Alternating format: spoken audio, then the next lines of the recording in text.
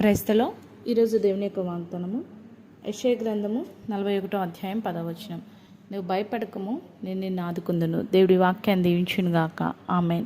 అవునండి, దేవుని యొక్క వాక్యం సెలవిస్తుందో, నువ్వు ఏ విషయంలో భయపడుతున్నావో, ఎలాంటి పరిస్థితులను బట్టి భయపడుతున్నావో దేవుడు చెప్తున్నాడు, ప్రియకుమార్తె భయపడకు. పరిస్థితులను చూసి భయపడకు, నీ వైపు చూసి నువ్వు భయపడకు.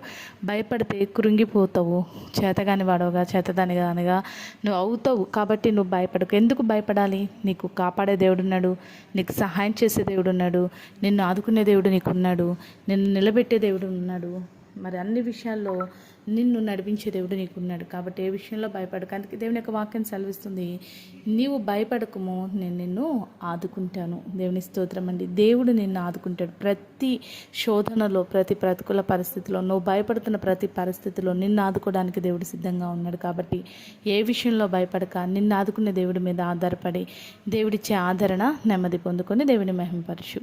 అటు రీతిగా దేవుడు నేను ఆదుకొనుగాక. ఆమేన్. ప్రార్థన చేసుకుందామండి. సకల ఆశీర్వాదాలకు కారణభూతుడమైన మా ప్రియ పరలోకపు తండ్రి, ఈ యొక్క ప్రార్థనలో కూర్చున్న ప్రతి బిడ్డను జ్ఞాపకం చేసుకో.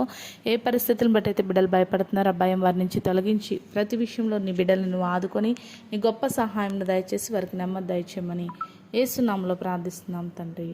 ఆమేన్.